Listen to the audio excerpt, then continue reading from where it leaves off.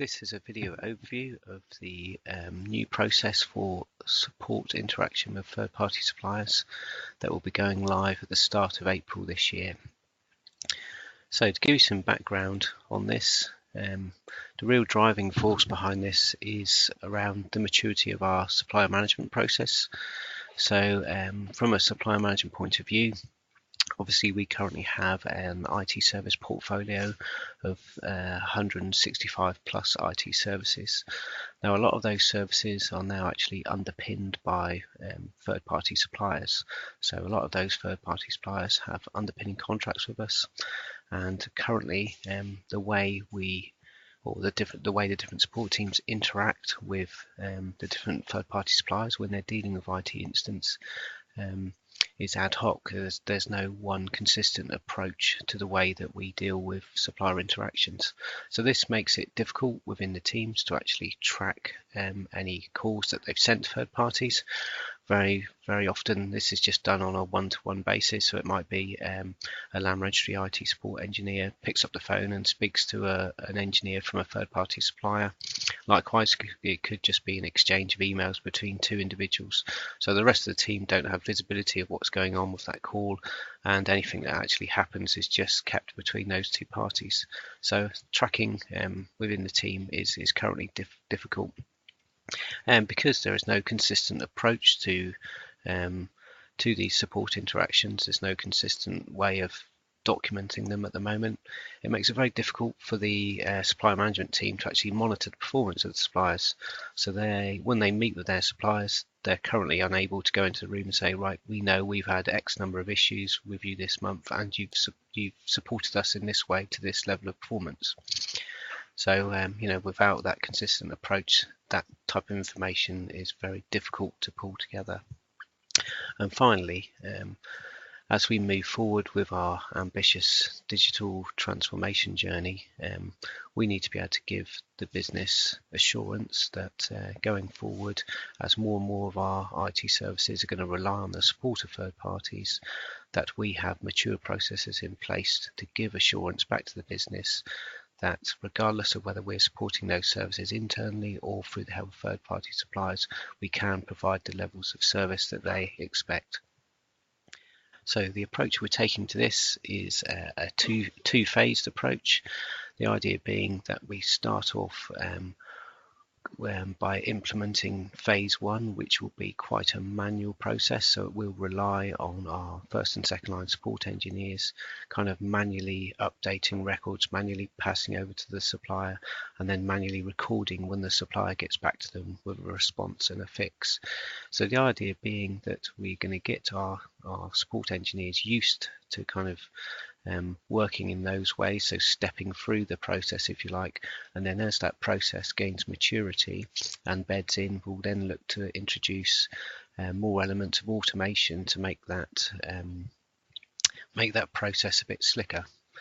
So phase one, we've been working on phase one for the last couple of months now. So we've done some background tasks. The first one we've done is that all suppliers are now added to the Marvel Service Management tool as assignee groups.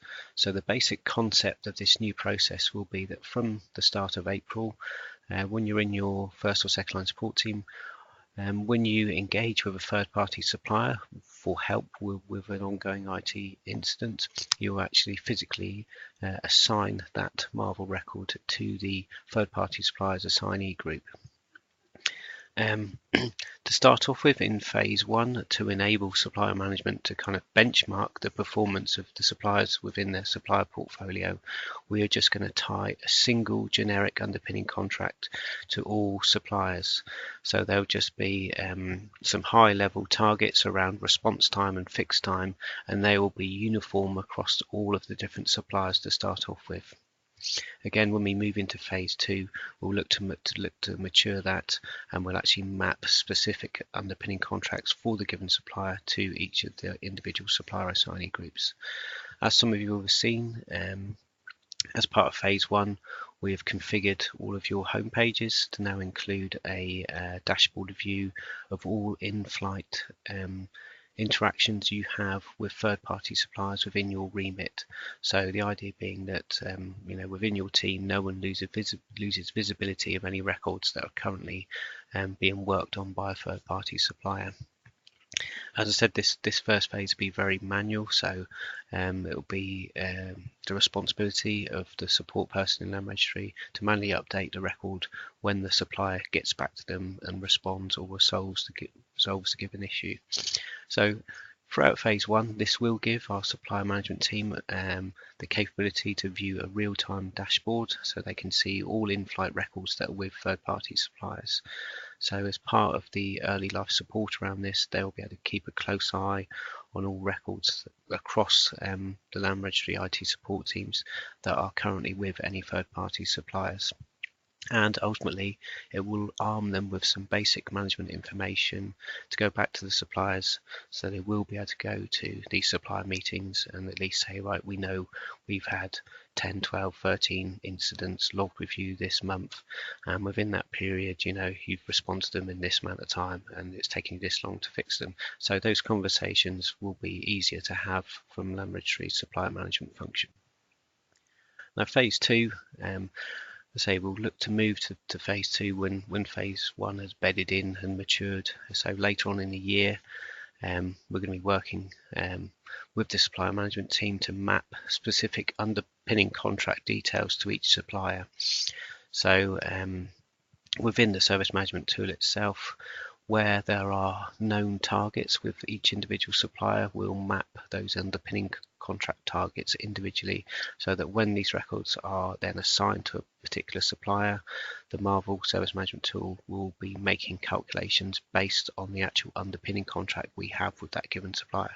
So we will look to move away from that generic underpinning contract. We'll also look to, as I say, use as much automation as possible. So things like we could use the service management tool as the trigger to actually raise the issue with the supplier.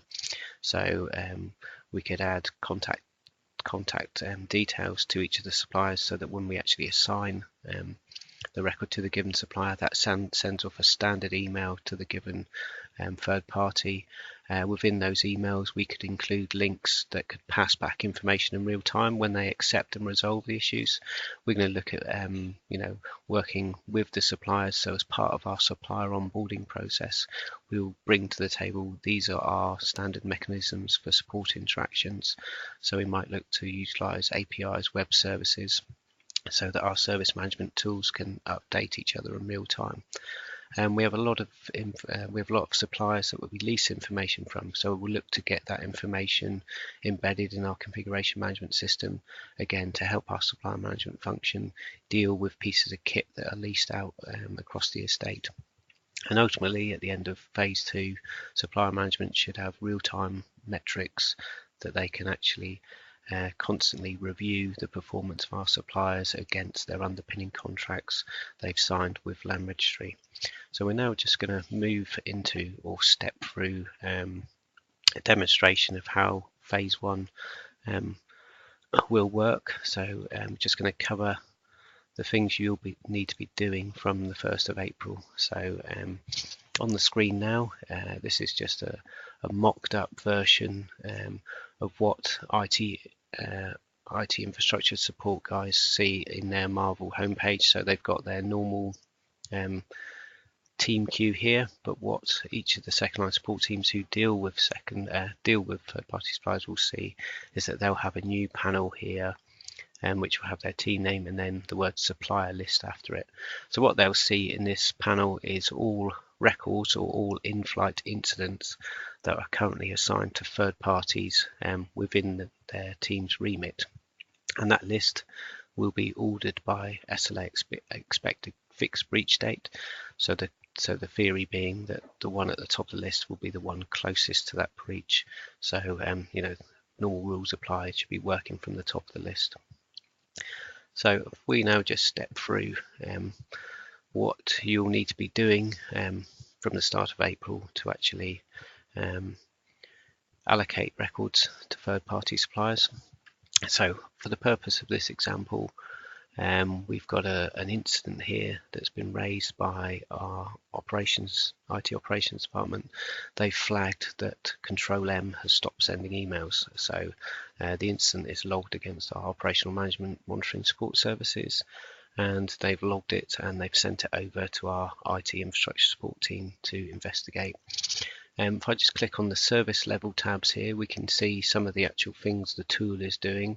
So at this stage, say it's been tied to this service, it's been given a priority 4, and therefore it's been allocated this service level agreement to it. So I say when the incident is first logged against a given service from our service portfolio, the service level agreement targets are attached to it. So as it's a priority 4, we can see the target fixed time is 10 working days. And within Marvel, clocks are ticking from the point that this incident is raised against this service against the given business hours of support for that service. So just going to step through now what we need to do to actually update the record to enable us to capture the information we need to capture to help supplier management monitor the performance of their suppliers. So the actual way you're interacting with the suppliers during phase 1 would not change. So if you're logging issues via their support portal, you'd carry on doing that. If you're emailing them, carry on doing that. If you're picking up the phone and speaking directly to their service desk, carry on doing that. But once you've had that conversation and you've engaged with the supplier, what you would need to do is actually firstly add a note to the record itself to say that you've actually reported it to them. So we do this through the history notes. So again, this could just be a copy of an email that you've sent to the support team. So if I just grab a copy of an email that we sent off to the actual third-party supplier. So we just copy in the contents of the email we've sent to the third party, click that in there, and then come out of there. The next bit we're going to do, we're going to amend the status here to third party. Yeah, so this is very important. So we select third party because we've sent it to the third party, and we're then going to change the assignee group to the relevant third party. So all of the third parties have been defined in Marvel using a standard naming convention that starts off with third party and then a dash. So if you type that in and then start typing the name of the given supplier, so in this case we're going to send this incident to the supplier of BMC because they help support the Control M solution. So we just type that in there, so then select third party BMC and then click on apply. And then I'll show you a couple of things that happen within the system when that's completed. So just let that update a minute. Right, so if we go back into our home page now, we can see that that given incident is no longer on the Teams queue here, but it's moved over to the ITIS supplier list. So at the bottom here, we can see that's the actual incident we've just sent over to BMC there. So we can see all of the different third parties that these records are currently assigned to. So we can click that back on into the main screen there. And the other thing I wanted to show you is the fact that now that the record has been assigned to BMC within Marvel, so if we click on the service level tab here, we've got the service level information, but it's now added this underpinning contract information to the record. So again, to start off with in phase 1, that's just going to show this generic supplier underpinning contract, but in the fullness of time, the targets we'll see in here will reflect the actual underpinning contracts targets we have with the given supplier. But what's happening in Marvel is the moment we've sent that over, or the moment we've assigned that to BMC, the clocks are ticking against the hours of support for that given supplier, and these and it's ticking against these given target dates, and it's saying when they need to respond by and when they need to fix by. Also within the solution, we'll be sending off escalation emails. So when we hit 90% of the fixed breach, we'll be sending emails off to the supplier management team, who can then have a conversation with the account manager of the given supplier and get them to maybe allocate resource to get this issue dealt with before it actually breaches that underpinning contract target. So probably what would happen next is that the supplier would get in touch with you with some kind of response, so that whether that be an acknowledgement through an email, a phone call where they pick up the phone and say, right, yes, we've picked up your issue, here's your reference number. So what you would need to do next is just make a note of that reference number in the third party field here. So just type in whatever the reference number is in there, click on apply.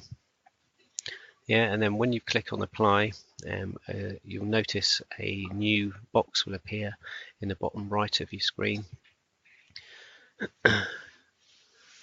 So when that appears here, yeah, we can see this is the bit you need to click to stop the underpinning contract clock from ticking up to that response target. So there's an icon there, a link there that says click here to respond on behalf of the assignee. So if you click on that one and then click on apply again, what that will do, that will capture within our service management tool the amount of time it's taken BMC to actually respond to that given issue that was logged to them.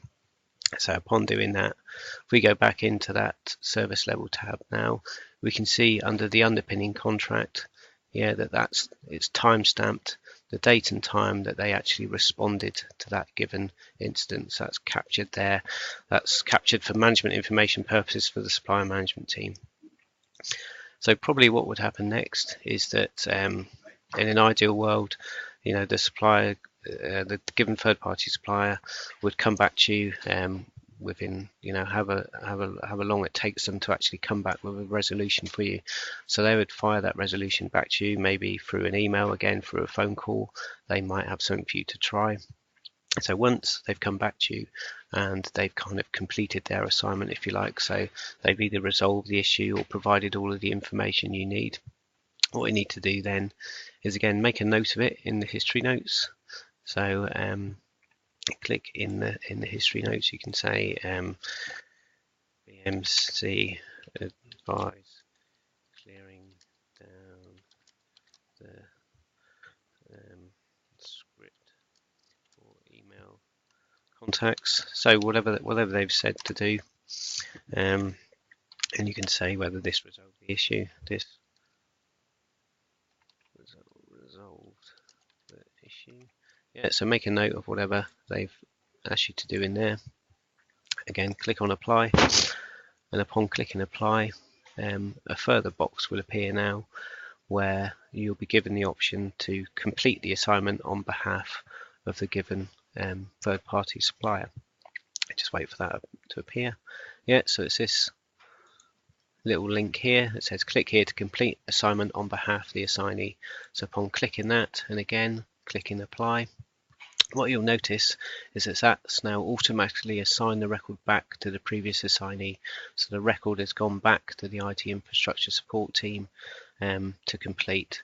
Within the actual service level side of it, if we click on that service level tab now, we can see that the the underpinning contract is no longer showing here, but we can click on this link here and it will give us a full historical view of when the record was assigned to the third party, how long they've taken to actually respond, how long they've taken to fix the issue.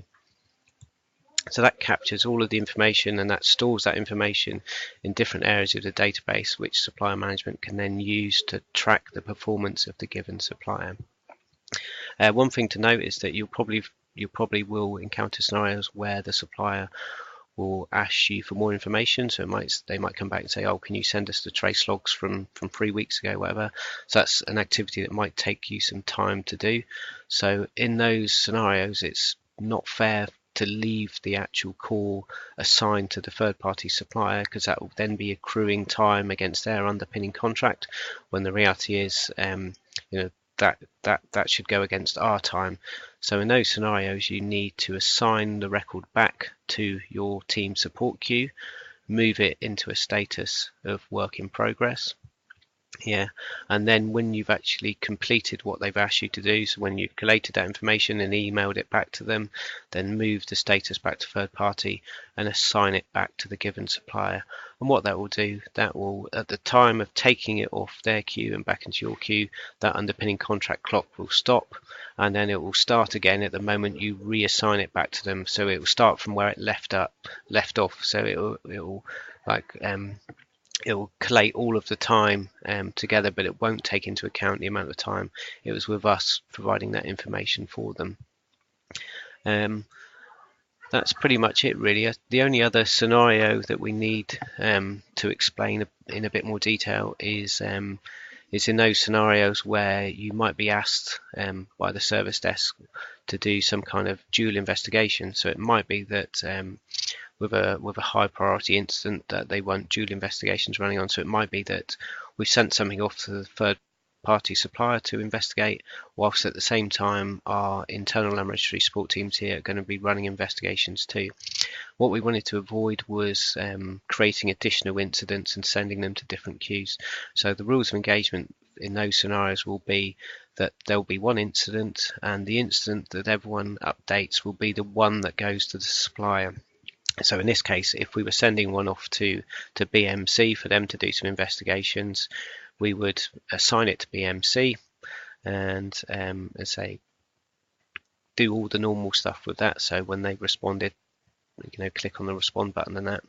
But whilst IT infrastructure support are doing their investigations, they would add their investigations to the history notes of that same record and leave it on the supplier's queue until the issue had been resolved. So it might be in that scenario that our internal land registry support teams actually resolve the issue. So they would then need to have a conversation with BMC to get them to stop their investigations because they're no longer required. So by doing it that way, it ensures that those kind of interactions are not missed, and we don't leave our third-party supplier, investigating something that they don't need to be. Yeah, that's about it really. I say there will be some knowledge items sent out that cover the 3 things you need to be aware of within your support team. So those are the steps when assigning something to a supplier, the steps you need to take when you're responding on behalf of the supplier, and then the steps you need to take when you're completing the assignment on behalf of the supplier.